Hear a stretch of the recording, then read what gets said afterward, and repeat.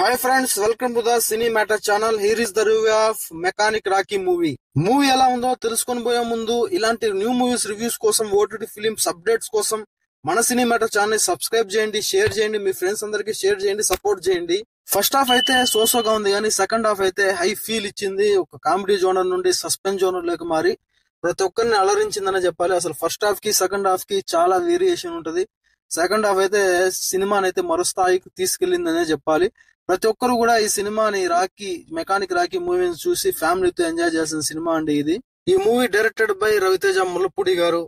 ఇక main role లో వచ్చేసి Vishwaksen, Meenakshi Chaudhary, Shraddha Srinath, Naresh, hyper Aadi, Sunil.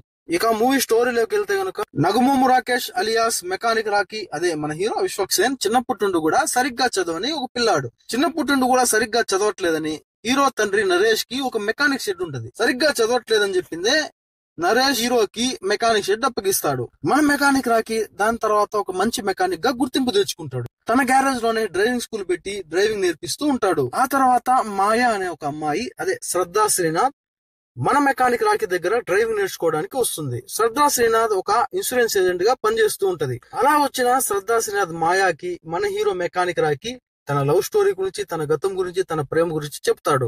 Mechanic Rocky girl friend వచ్చేసి ప్రియా, అదే మీనాక్షి చౌదరి. కట్ చేస్తే బాగా పలుకుబడి ఉన్న Akkireddy Sunil mechanic Rocky shed పై కన్నేస్తాడు. ఆ మెకానిక్ షెడ్ ని తనకు అమ్మాలని చెప్పిందే హీరో తండ్రి నుండి నరేష్ పై ఒత్తిడి ఫోర్స్ చేస్తూ ఉంటాడు.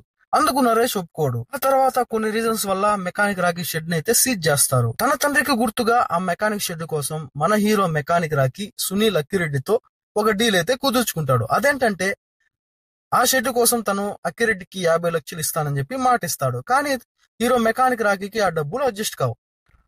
అంతలోనే మాయ తన తండ్రి నుండి నరేష్ పేరు మీద 2 కోట్ల ఇన్సూరెన్స్ పాలసీ ఉందని చెప్పి తెలియజేస్తుంది. ఇక్కడ ట్విస్ట్ ఏంటంటే కానీ నామినీగా హీరో మెకానిక్ రాకీ పేరైతే ఉండదు. ఆ తర్వాత ఆ ఇన్సూరెన్స్ డబ్బులు హీరో మెకానిక్ రాకీకి వచ్చాయా? ఆ డబ్బుల కోసం మన హీరో ఏం చేస్తాడు? మెకానిక్ రాకీకి మీనాక్షి చౌదరికి ఉన్న సంబంధం ఏంటి అనేది ఈ సినిమా స్టోరీ. ఇక మూవీ గురించి అయితే మూవీ ఓపెనింగ్ చాలా సాదా సీదాగా ఉంటుంది. ఫస్ట్ హాఫ్ మొత్తం కూడా సోసోగా దూసుకెళ్లిపోతూ ఉంటది.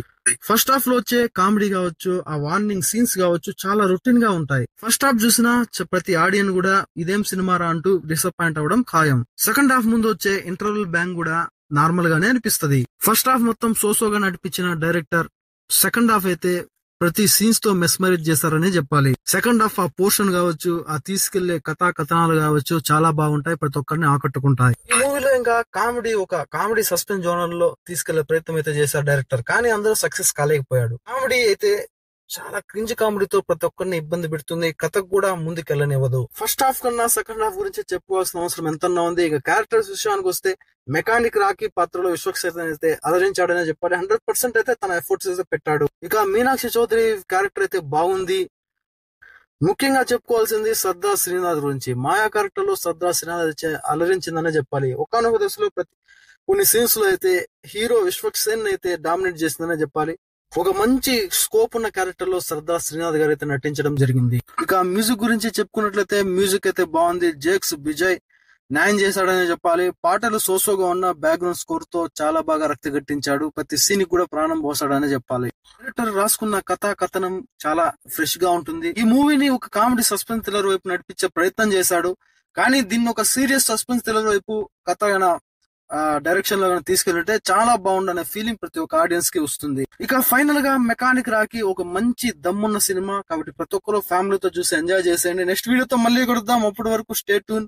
Please subscribe our Cinematters channel. Thank you for watching. Jai Hind.